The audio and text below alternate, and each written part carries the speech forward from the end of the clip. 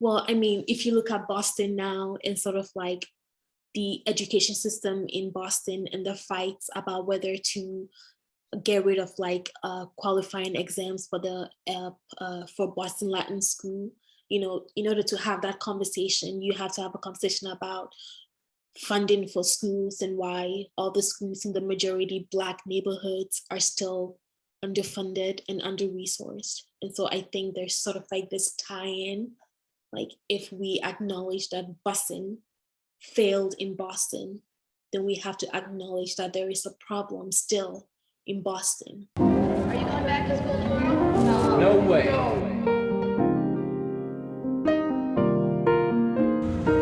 People, as a community, it's tearing them apart.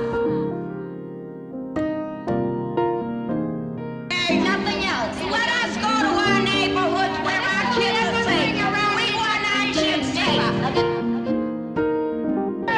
They were throwing eggs at the window and try to hit people with them.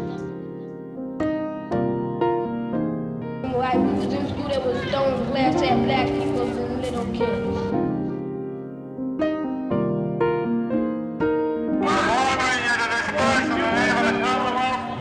If you're not going to disperse, you're going to be arrested. I think it's going to be all right if everybody come and stop being scared, because shoot, I don't think there's nothing to be scared of.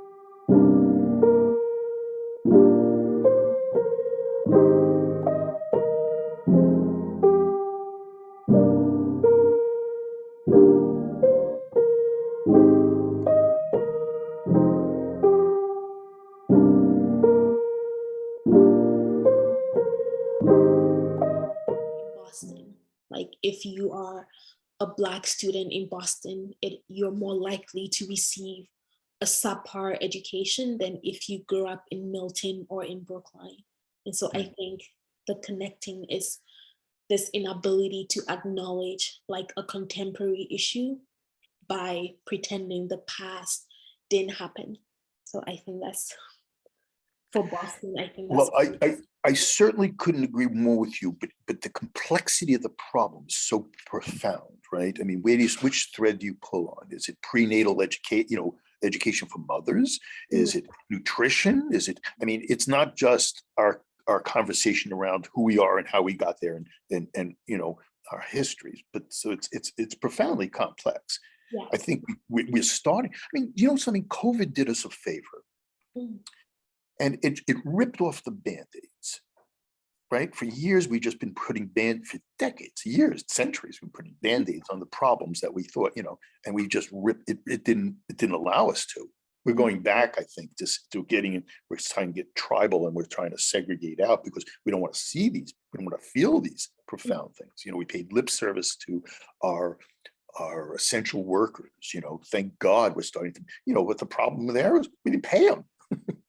You want to have a school, you want to really honor them. Hey, you know, they're taking care of my grandmother, and you know, there's a price. Let's put a value on our values. You know what I mean? Yeah. You know, but how do we address it? I don't know. I don't. There should be a rich curiosity. We need a curiosity. How do you make people curious around their self-identity and wanting to know about their other people's identities? I mean, listen to in the piece. I'm really happy with that piece. I listened to it earlier today, just to do the 2 parts.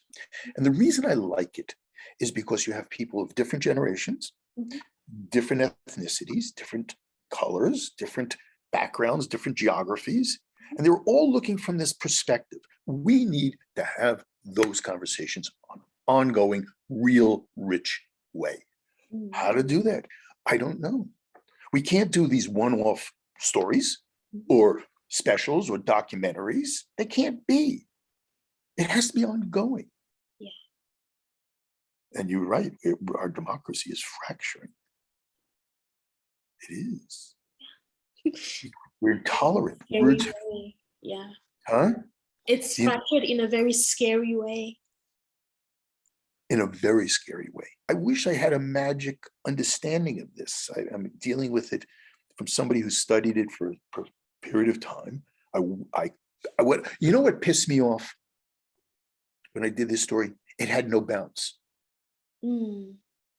You know, it goes off into space. It's lost. It's on its way to Pluto at the speed of light. Yeah. So it touched certain people. Mhm. It did. You know, I mean, the enduring image of busing is what? There's an enduring image of busing, and it occurs down at the government center. It's the guy who's holding an American flag, who's spearing a black guy, right? Right? The anger, the image, the metaphor, all of that stuff comes together in that picture, amazing picture. We need to take that, we need to disassemble that picture. Mm. We need to hold that picture up and get understandings around it. Yeah. And but it needs to be ongoing. You can't teach a course. You can't teach a course. It has to become part of the fabric of who we are. Yeah. Tell me a little bit about how your two-part series was received. Like, did it have an impact? It had a little. Mm. Right. The best thing that had happened was when I learned that they were one of the classes or one of the schools or the school system was going to incorporate it into their education system. Mm. But it's, you know, I think it's a good piece. I think they do good, solid pieces of journalism there that are accessible, right? You can hear the voices, you can imagine and see the violence and understand vividly. But it's a beginning. Yeah. So they weren't received well. I got, you know, nice things were said to me and my colleagues, and I got many good letters. You know, it's unusual for people to write anything anymore. So the feedback was. I did go back to some of the people that I interviewed, and they appreciated how it went, you know, how it was told, because it's an interpretation, right? I mean, I don't know how long these pieces are, 7.5, 8 minutes long. And so, you know, so what is that? It's just a slice, it's just snapshots, audio snapshots. Yeah. I'm not the historian for all time, you know, it's just trying to be accurate and honest. You know, it's just a starting point. So I think in some cases, but there wasn't a lot of conversations around it. The 40th anniversary, let me give you an example. Another, we just had it. We had the anniversary of January 6th, right? And it went like this, boom, boom, boom, forgotten. We're just processing information these days. If we even getting it, nobody gives a shit. Yeah. And that's the only thing that my piece accomplished for a brief period of time, which was to set the agenda. This is the topic of conversation. Tomorrow it isn't, yesterday it wasn't, today it is for this thing. That's what my piece did. Yeah. Did it change the world? No. No. Did it change anybody's mind? Probably not. Yeah. That's why I say the best it could hope for is to ignite a person's curiosity.